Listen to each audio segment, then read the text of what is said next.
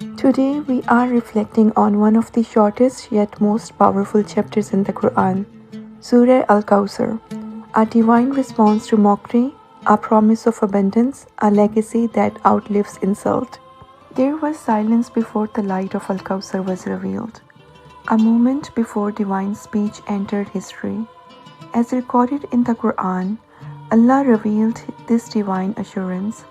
The Prophet Muhammad ﷺ had just buried his son. In pre-Islamic Arabia, a man without sons was seen as abtar, cut off, without legacy. Enemies of Islam seized this moment to mock him. He is abtar. Their words stung deeply. Yet the Prophet Muhammad ﷺ responded not with anger, but with patience and prayer.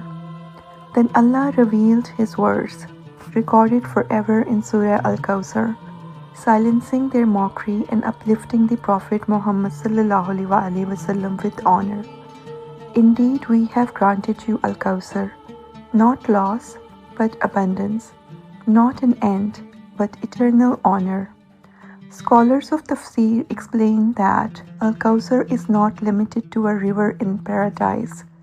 It refers to vast and countless blessings granted to Prophet Muhammad ﷺ, from spiritual abundance and Quranic revelation to victory and lasting legacy among the Ummah.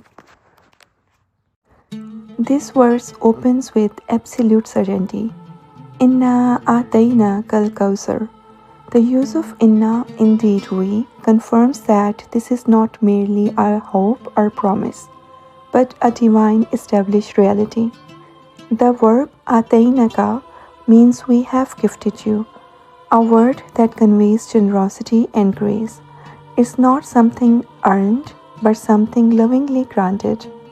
This form implies a past action with lasting consequences, meaning a gift is already bestowed and its effects will endure. But what is Al-Kawthar? According to numerous narrations, the Prophet Muhammad ﷺ described it as a river in paradise, whiter than milk and sweeter than honey. Many scholars of Tafsir explain that Al-Kawthar goes far beyond a physical river. It is symbolic of abundant good in all forms. The Qur'an itself, His noble character, countless followers in His Ummah, lasting honors that no enemy could erase, the honor of bleeding on behalf of His Ummah on the Day of Judgment. This was Allah's way of not just converting the Prophet Muhammad ﷺ, but of elevating his legacy forever.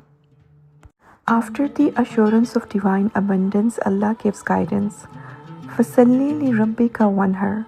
So pray to your Lord and sacrifice to Him alone. The verse shifts from comfort to command, but not a burden. It is an invitation to express gratitude. The command to pray emphasizes spiritual connection. It reminds us that the correct response to any divine favor, especially the one so vast as Al-Kawthar, is devotion. The word wanhar and sacrifice refers to the act of offering an animal, but scholars say its meaning goes deeper.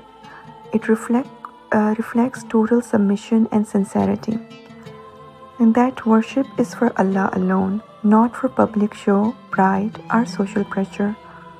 It also indirectly corrects the rituals of Quraysh, who used to sacrifice in the name of their idols.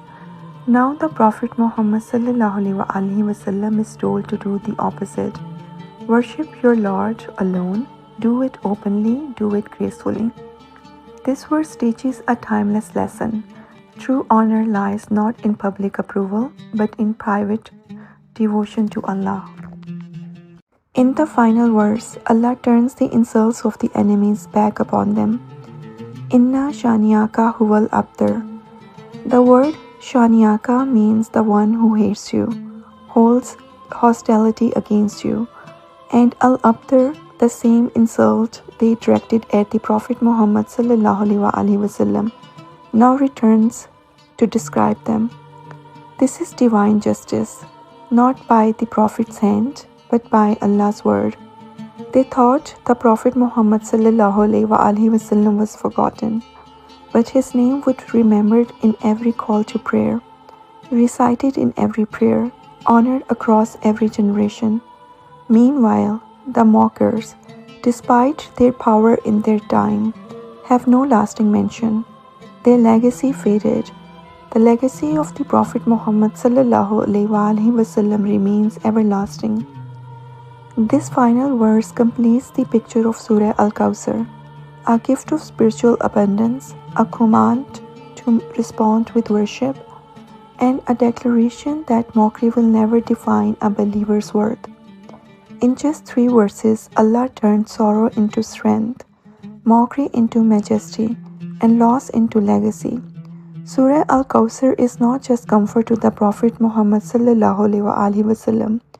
It is a comfort to anyone who has been belittled, insulted, or made to feel small. The message of Surah Al-Kawthar isn't just about history. It's a mirror for today.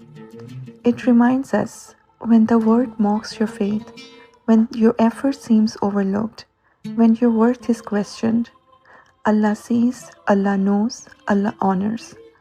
The Prophet Muhammad ﷺ was mocked, yet honored forever.